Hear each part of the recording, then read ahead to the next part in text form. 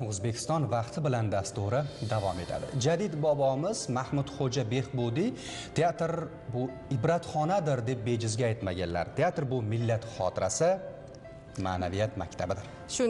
Ana shunday ma'naviy maskanlardan biri Sirdaryo viloyati musiqali drama teatri tashkil etilganiga bu yil 50 yil to'ldi. Yarim asr davomida ushbu teatrda yuzlab asarlar sahnalashtirildi. Minglab tomoshabinlar qalbida san'atga muhabbat ham uyg'ondi. Bu teatr avlodlarni bog'lagan ijod maktabi, milliy madaniyatimizning ajralmas qismidir. Keling, yarim asrlik tarix, ijodiy an'analar va sahna ortidagi mehnat haqida hikoya qiluvchi lavhamizni e'tiboringizga havola etamiz. Marhamat.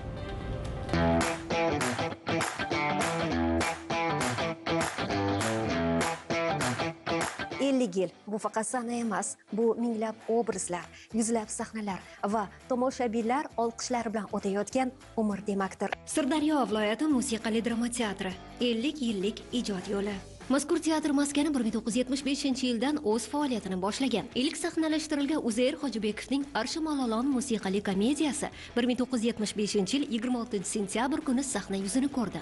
Bu esa 200 dan ortiq sari spektakllarning yaratilishiga yo'l ochdi.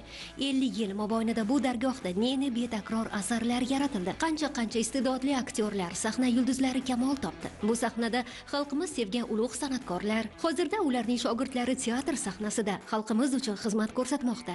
Teatr repertuarlari nafaqat yurtimiz, balki jahon sahnalarida ham namoyish etilmoqda. O'tgan ijodiy mavsumlar davomida Qozog'iston, Qirg'iziston, Tojikiston va Rossiya davlatlarida bo'lib o'tgan xalqaro teatr festivallarida teatr jamoasi muvaffaqiyatli ishtirok etganligi barchamizga g'urur va iftixor bag'ishlaydi. Joriy yilning o'zida madaniyat va san'at sohasiga 40 milliard so'm ajratildi. Shundan 15 milliard so'mi aynan viloyat teatriga yo'naltirildi. Teatr binosi to'liq rekonstruksiya qilindi. Ijodiy jamoa uchun zamonaviy transport vositalari, yangi avtobus va yuk mashinasi ham berildi.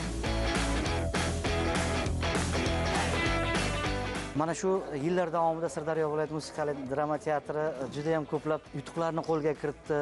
Ayniqsa so'nggi yillarda teatrimiz qaytadan ta'mirlanishi, moddiy texnik baza bilan ta'minlanishi va mana shu 3 nafar ijodkorlarimizga turar joylar topshirilishi bu hammamiz jamoamiz uchun quvonchli kun bo'ldi. Kelajakda mana shu ijodkorlarimizning yangi sahna asarlari bilan tomoshabinlarimizga xizmat qilish uchun zamin bo'ladi. Mana shunday yuksak e'tibordan unumli foydalangan holda bizning jamoamiz xalqaro maydonlarga ko'proq safarlar uyushtirib va bir necha spektakllari bilan doim nafaqat viloyat, nafaqat respublika, dunyo sahnasini ham zabt etishni o'z oldiga maqsad qilib qo'ygan.